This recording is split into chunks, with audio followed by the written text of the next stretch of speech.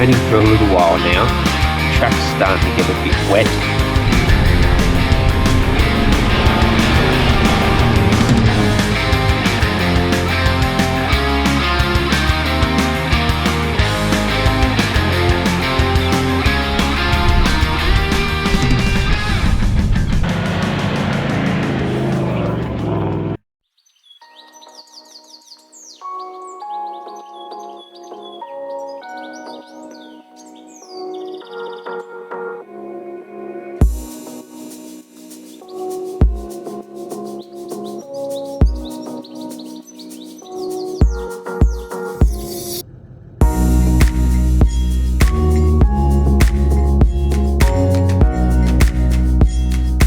Morning everybody, welcome back to another episode of our Outback Touring series. So I'm currently driving through the Simpson Desert at the moment. Bit of rain, grey clouds about, so we'll see if it sticks around for the rest of the day. But yeah, let's get into this episode, shall we? Should be a cracker. Oh fuck.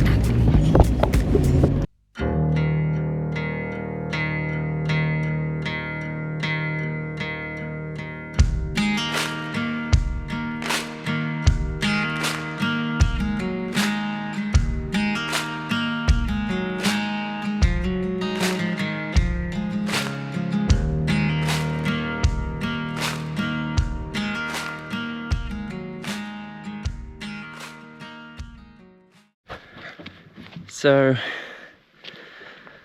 the French line, which was very bumpy, just checked and assessed the damage in the back. Everything was moved around everywhere, and my fridge slide, the screws that were actually holding it onto the drawer, they all come up. So looks like I've got to do a bit of work here. Have a look at this.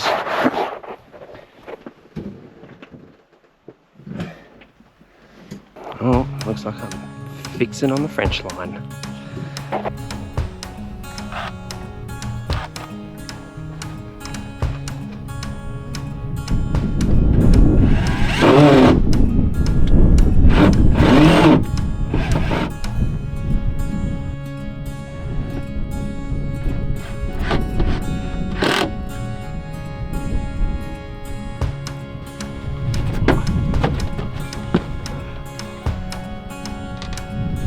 Right, that's a temporary fix.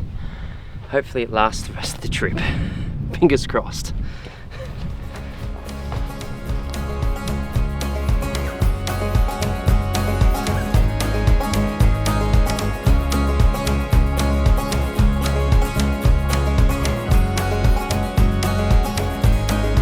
As we move further through the French line, we found a lot more dry salt pans.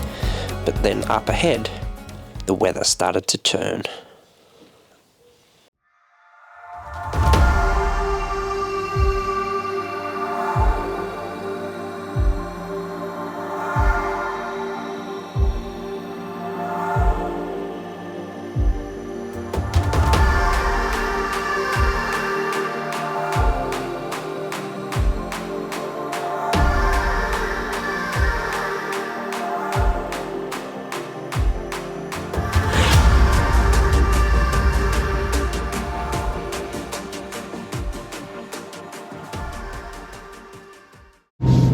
As I'm going along through the Simpson Desert, different things that I'm learning. So I've taken lead today, so it's important for me to communicate as we're going through the desert. So we're traveling west at the moment, so it's good to radio through, and there might be cars coming eastbound. So just to let everybody know where you're at, and like when you're going up a dune, like you can't really see what's over it. So yes, you've got your flag, but even if you're going up the dune, you're meant to say cresting. So for example, I'm about to go up on a dune, cresting, just to let people know if there's someone nearby that they'll pick up on the frequency and they'll know, okay, somebody's pretty close. Another thing is there's a few markers, lost my voice then, there's a few markers along the track as well, so when you see them, you might go westbound, 2 vehicles, and then you read the marker number, and then that indicates to people as well how far along you are along the track as well. So different things. And also I'll do another example, 2 cars traveling westbound, French line, just to let people know that we're traveling through, and if anybody's close by, they can pick up on our frequency. Best to be safe out on these tracks.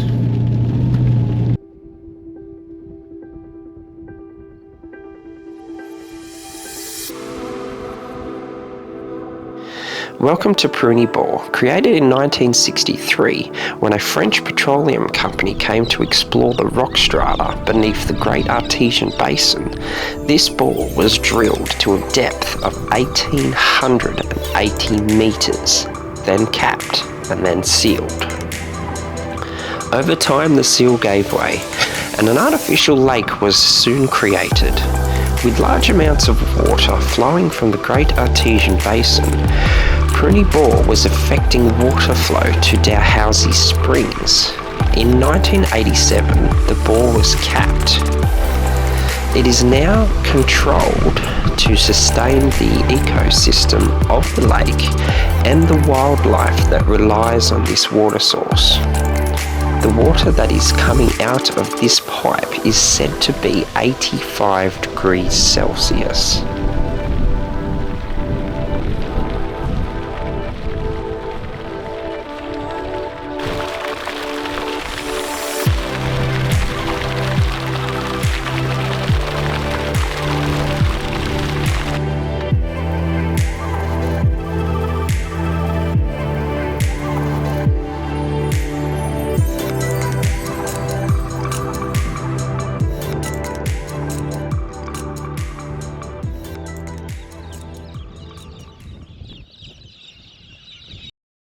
Alright, so that was Purni Bore. Very interesting place. So we're out back onto the main track, travelling through the Simpson. We're on our way to Dalhousie. There's still a bit of water sitting. When they get a lot of rain up here, the water literally has nowhere to go, so it sits for ages, which can cause a little bit of havoc as well for travellers going through the area, especially when there's a lot of water and big flooding. Oh, just went through a bit of a puddle then.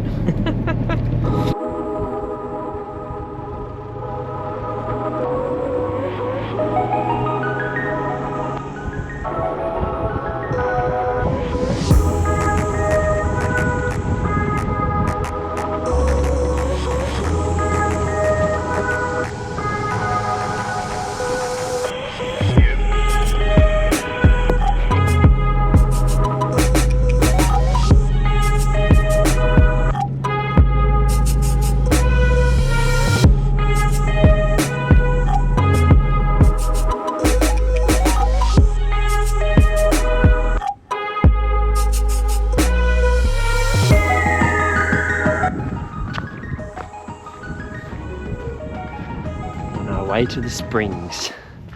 Let's go check the water temp.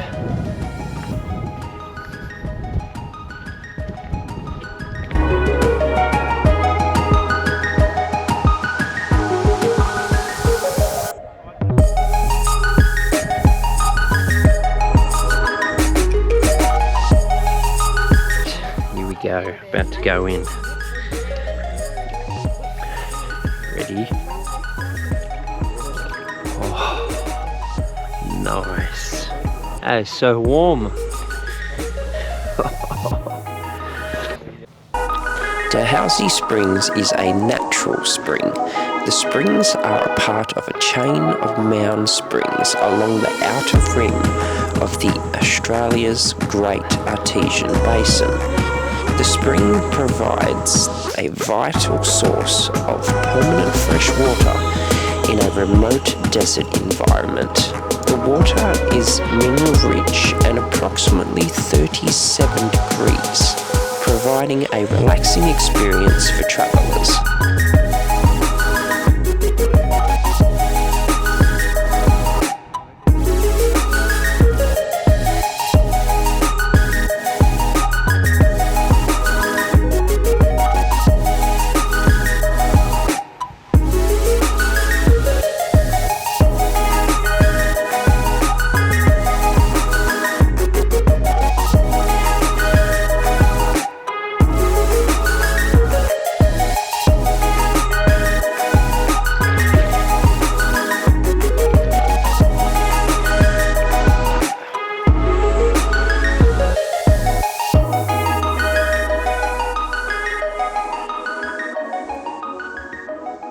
So we're back at it again. The MSA fridge slide. It bent on the Simpson. So the plate, the support plate that's on the actual drawer system, see that?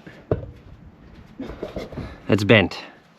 So we got to try and unbend it because the fridge slide won't come all the way out and drop down. It only goes to a certain point.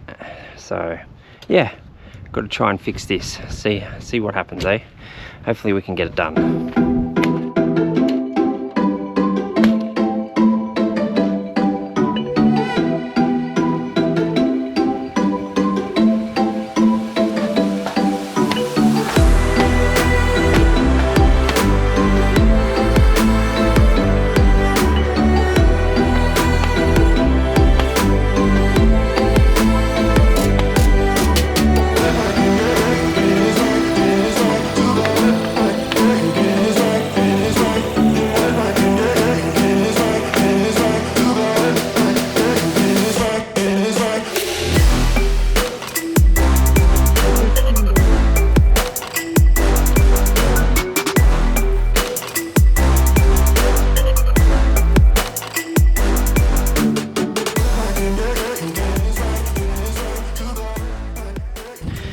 We banged it out, tried to get it level and flat as we can, but the issue was probably my fault for not putting something more flat on this side, because I left it opened thinking I'd use it for storage.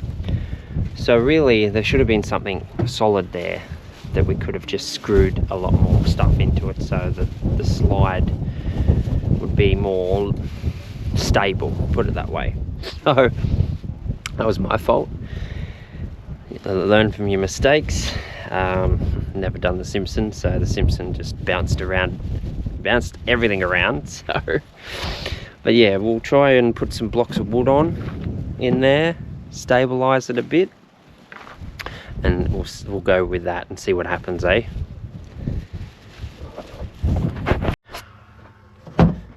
Alright, bit of an update.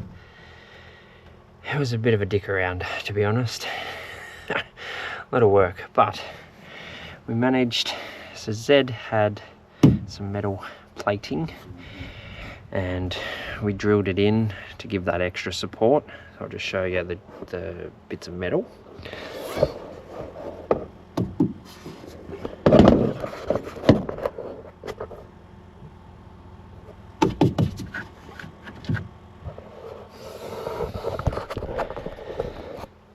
So it supported a bit better, and we got some tap screws and all sorts of things in there to try and keep it stable. So hopefully it works out.